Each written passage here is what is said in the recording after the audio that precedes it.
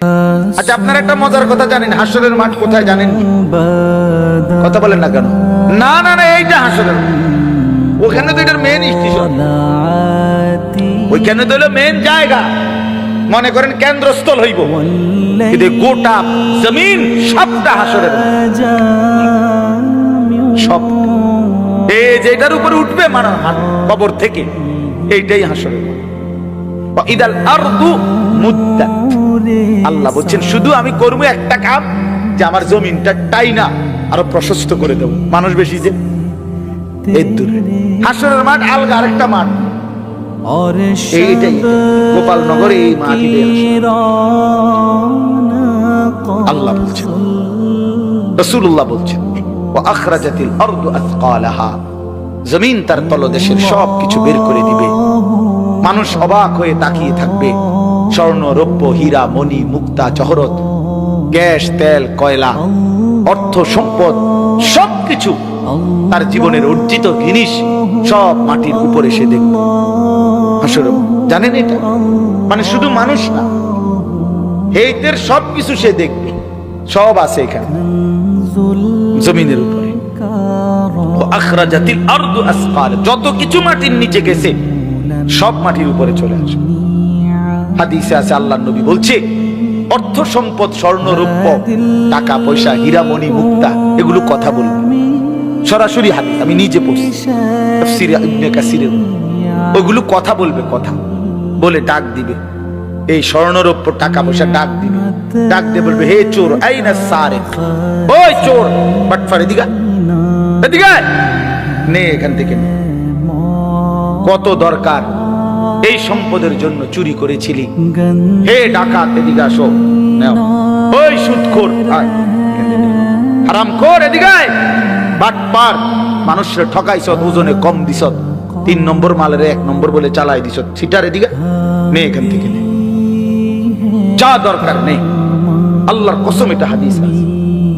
এবং নবীজি সবচেয়ে আরো বলছে, আহা, সম্পদ ডাক দিয়ে বলবে হে আত্মীয়তার সম্পর্ক ছিন্নকারী, তুই চাচারে সম্পদ দেশ নাই, ভাইরে দেশ নাই, ভাতিজারে বঞ্চিত করছ, আপন ফুফুরে, আপন বোনেরে, আপন জনকে সম্পদ দেও নাই, খোঁজ নেও নাই, খবর নেও নাই। কাতিউ রাহমিন, যারা আত্মীয়তার সম্পর্ক ছিন্ন করেছিল, বেঈমান, আসো তোমরা, আজ কি পরিমাণ সম্পদ দরকার, নাও নাও। নারীর জন্য, দুনিয়ার জন্য, ক্ষমতার জন্য কি পরিমাণ টাকা নষ্ট করছো, নাও, এখন লাগবে কত।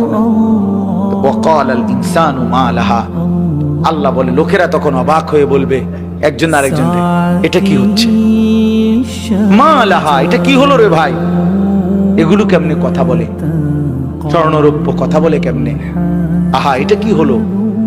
আল্লাহ বলেন ইয়াউমা ইদিন তুহাদ্দিসু আখবারাহা, বান্দা আসল কারবার তো এখনো দেখোই নাই, এখন দেখবা মূল ঘটনা। সেটা হলো তোমার পায়ের নিচের জমিন এবার তোমার পুরা জিন্দেগীর উঠা বসা, নড়া চড়া, হাসি কান্না, রাগ দিন, একাকী প্রকাশ্য, তোমার জিন্দেগীর প্রতিটা প্রকাশ্য গোপন অন্তরের ভিতরের জল্পনা কল্পনাও যা ছিল সবটা করছো এই জমিনের উপরে। এই জমিন এখন আমি আল্লাহর সাথে তোমার সামনে আমার কাছে তা শোনাবে। ইয়াউমাইদিন তুহাদ্দিসু আখবারাহা, সেদিন জমিন তোমাদের জীবনের সব খবর দিবে।